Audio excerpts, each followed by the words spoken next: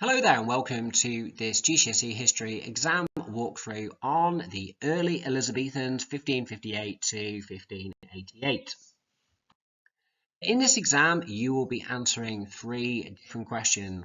Firstly, the describe two features of. Secondly, the explain why question. And then thirdly, the how far do you agree with question.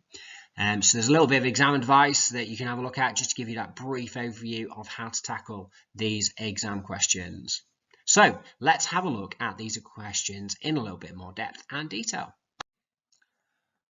Okay, so we're going to start off with question 1A, which is describe two features question. So the example we're going to look at is describe two features of the event known as the singeing of the king's beard in April 1587. Now you need to give two distinct features for this question. So the first feature, the second feature. You get 1 mark for a correct feature and another mark for supporting historical evidence. So let's have a look at the first example answer. So the first feature is that it was Francis Drake who attacked the Spanish navy at Cadiz. This led to the destruction of 30 Spanish ships. So just a couple of pieces of knowledge there, so that's fine for the first feature. The second feature is that it was called the singeing of the king's beard as it was one of the first times the actual Spanish mainland was attacked. It led to the delay of the Spanish Armada being sent to England for 1 year. So top tips for this question, write 2 sentences. The first one describes the feature and the second one gives additional supporting evidence, and the question is purely testing your own knowledge, so you don't need to analyse the feature. Question 1B is an explain why question, and explain why there was an increase in Catholic opposition in England after 1568. It's worth 12 marks, and they're going to give you a couple of bullet points, but you must also use information of your own. So how to answer the question, write about 3 reasons, 1 paragraph for each factor. Use the 2 bullet points to help you. Focus on knowledge and analysis, and there's no need for an introduction or conclusion, which is an overall judgment. So we're going to start off by looking at Mary, Queen of Scots. She's obviously a key factor for why there's an increase in Catholic opposition. So let's read this example answer. Now, because this is a causation-focused question, you want to use phrases like this led to, as a result, this meant that, this resulted in, to show you really analysing with a causation focus.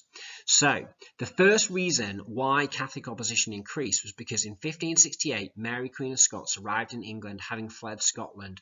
This galvanised Catholic opposition, and as the historian Simon Sharma says, Mary became a magnet for Catholic opposition.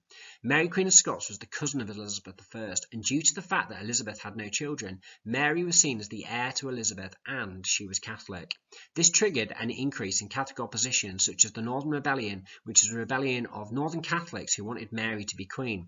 Mary's arrival also inspired other Catholic plots like the Throckmorton and Babington plot, which aimed to assassinate Elizabeth and replace her with Mary. So your first factor is done, and then you might, for the second factor, look at the role of the Pope. Also, papal bull, a bull is kind of like an order.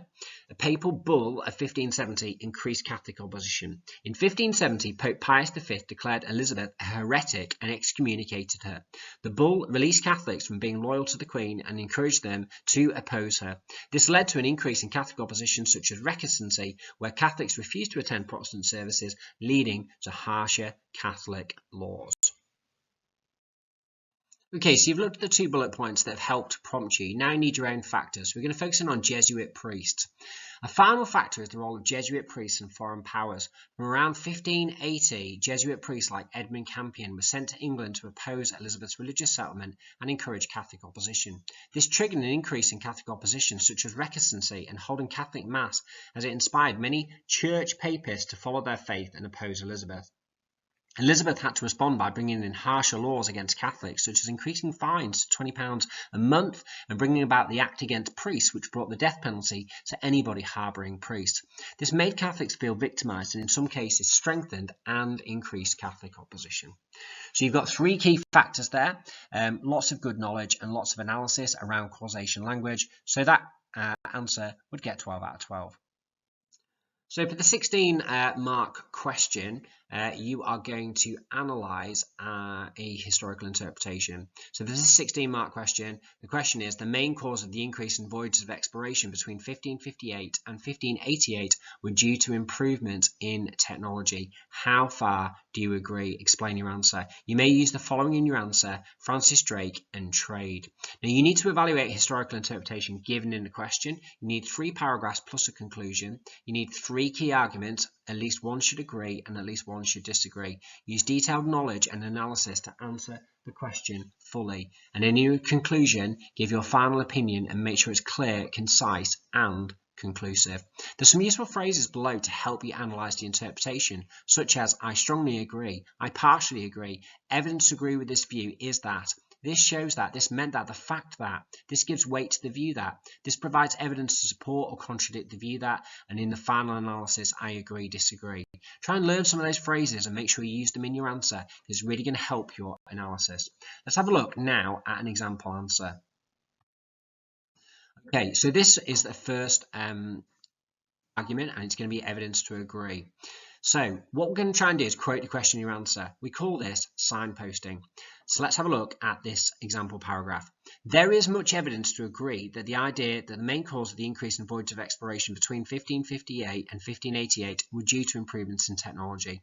Improvements in maps and sea charts showing latitude and longitude made navigation easier. By 1584, the English mathematician Thomas Harriot worked out a way to use the sun to calculate the direction of a ship. This linked to the increased use of the printing press that made new maps easily available.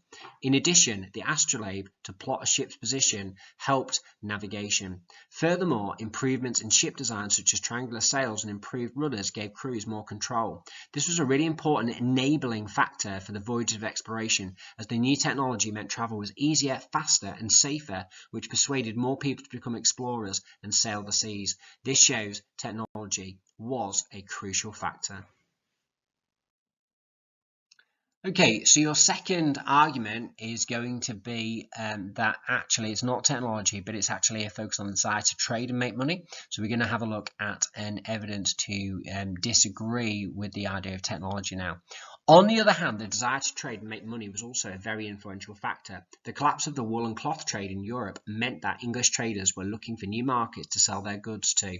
This led to English sailors seeking new routes. For example, the Eastland Company was set up in 1579 to trade in timber, tar and rope with Scandinavia, and the Levant Company was set up in 1581 to trade goods such as dyes into the Mediterranean. Many English nobles and Elizabeth herself invested in overseas voyages to make money. English sailors such as Francis Drake went on a voyage of exploration in 1577 to raid Spanish treasure ships to make money. The fact that so much money could be made through exploration and trade gave sailors a financial incentive and reward. For example, Francis Drake made a fortune, and this shows that trade and making money was a crucial factor. So use that historical language like it led to, this shows that, the fact that, they all help you to really analyse. Okay, then your third argument is evidence to disagree. So let's have a look at this one. Finally, a key reason for the increase in voyages of exploration was England's rivalry with Catholic Spain. During this time, Spain was the most powerful country and had a large empire in South America. England was prompted to go on voyages of exploration to challenge the power of Spain and for religious reasons. The circumnavigation of the globe by Francis Drake exemplifies this. It was not Drake's intention to circumnavigate the globe. However, once he had raided Spanish treasure ships off the west coast of South America, he was forced to go north and then west across the Pacific Ocean in order to escape. Although Drake's expedition was about challenging Spain, it led to new exploration, such as finding Drake's Passage, modern-day California, New Albion, and a route between the Atlantic and Pacific, and setting up new trading routes in the East Indies. This shows that a key cause of the increase in voyages of exploration was England's rivalry with Spain. You can see here I've highlighted in yellow all the examples of really good knowledge. Okay, and then conclusion. You want to have a good phrase to start off, embrace the complexity of the question by recognizing the other factor, and then clearly explaining your final opinion with a really great piece of evidence. So an example might be, in the final analysis, despite the fact that technology was a key enabling factor, it was not the main factor that sparked off voyages of exploration. It is apparent that trade and money were the main factor. Quite simply, Elizabethan explorers could make a huge amount of money from voyages, which meant they paid for themselves. This is demonstrated by Francis Drake, who became incredibly wealthy and thereby enabled further voyages. Okay, thanks for listening to that revision video on the early Elizabethans, and good luck.